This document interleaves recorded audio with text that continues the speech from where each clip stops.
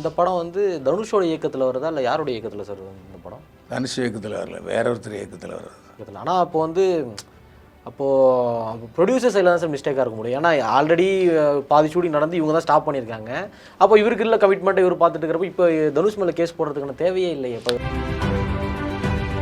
ஏன் சார் தனுஷ்க்கு மட்டுமே இந்த நெருக்கடி வர மாதிரி எனக்கு ரீசெண்ட் டைம் இல்லையா? நான் ஏற்கனவே சொன்னேன், இது இதே மாதிரி பிரச்சனையில் சிலம்பரசனும் கலந்துட்டு இருக்காரு. எல்லாத்துக்குமே வந்து தனுஷை வம்புழுக்கிற மாதிரியே சில பிரச்சனைகள் எல்லாமே தூண்டி விட்டுட்டு இருக்காரு. என்ன காரணம்னா அவர் வேகமாக முன்னேறிட்டு இருக்காரு. தமிழ் நடிகர்களில் ஆங்கிலத்தில் நடிக்கிறவர், இங்கிலீஷில் நடிக்கிறவர் தான், இந்தியில் நடிக்கிறவர் அவர் தான்.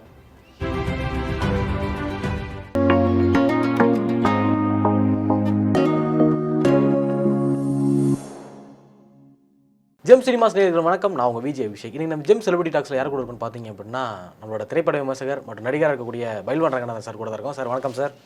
என்னை வாழ வைத்துக் கொண்டிருக்கும் யூடியூப் சேனல் எனக்கு நன்றியும் வணக்கம். எப்படி சார் இருக்கீங்க?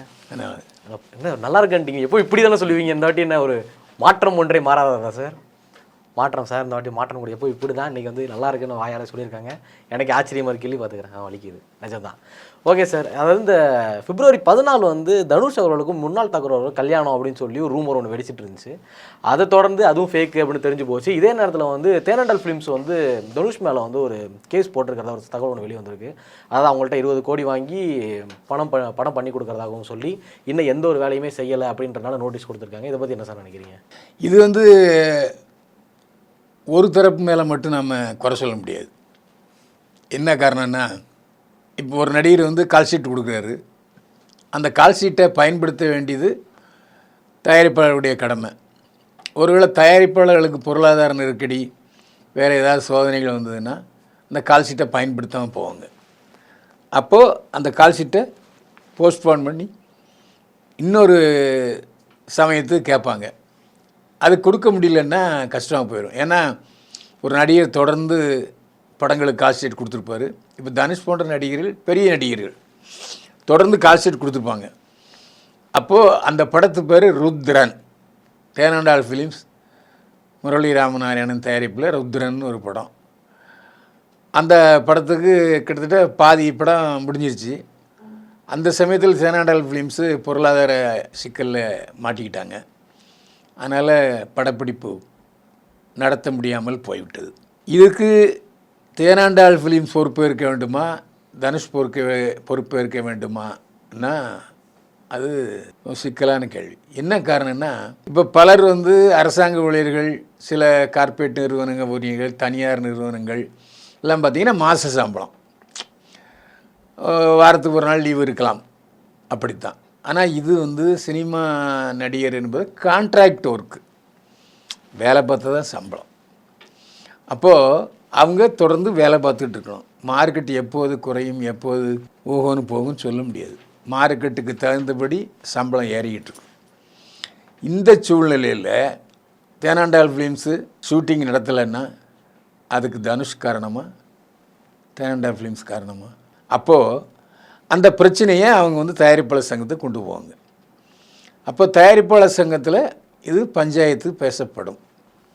இது தனுஷுக்கு மட்டும் இல்லைங்க, ஏற்கனவே எஸ்டிஆர் என்கிற சிலம்பரசனுக்கு இது வந்தது, ஐஸ்வரி கணேசன், அப்புறம் மற்றும் சில மைக்கேல் ராயப்பன் போன்ற தயாரிப்பாளர்கள் தனுஷ் நம்ம சிம்பு விஷயத்தில் மாட்டிக்கிட்டாங்க.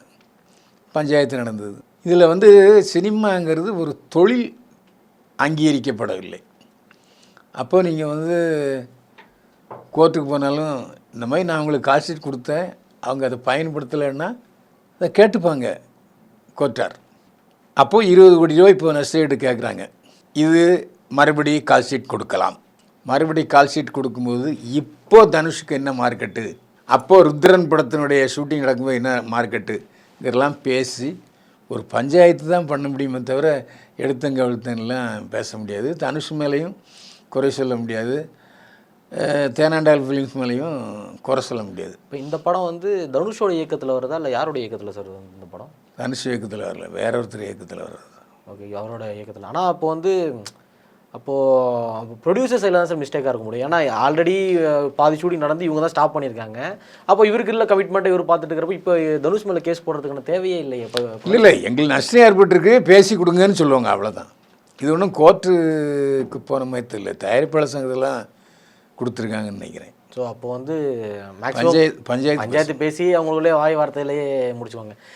ஏன் சார் தனுஷ்க்கு மட்டுமே இந்த நெருக்கடி வர மாதிரி எனக்கு ரீசெண்ட் டைம்ஸ் இல்லையா? நான் ஏற்கனவே சொன்னேன், இது இதே மாதிரி பிரச்சனையில் சிலம்பரசனும் கலந்துட்டு இருக்காரு, அதில் எந்த சந்தேகமும் இல்லை. ஆனால் இப்போ ரீசெண்டாக வந்து எல்லாத்துக்குமே வந்து தனுஷை வம்புழுக்கிற மாதிரியே சில பிரச்சனைகள் எல்லாமே தூண்டி விட்டுட்டு என்ன காரணம்னா அவர் வேகமாக முன்னேறிட்டு இருக்காரு. தமிழ் நடிகர்களில் ஆங்கிலத்தில் நடிக்கிறவர், இங்கிலீஷில் நடிக்கிறவர் தான், இந்தியில் நடிக்கிறவர் அவர் தான்.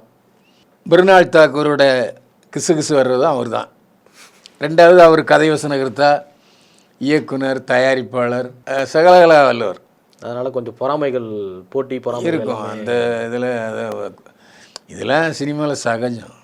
ஓகே சார், கேட்ட கேள்விக்கெல்லாம் சூப்பராக பதில் சொன்னீங்க சார். மீண்டும் சந்திப்போம். வாழ்க வளமுடன்.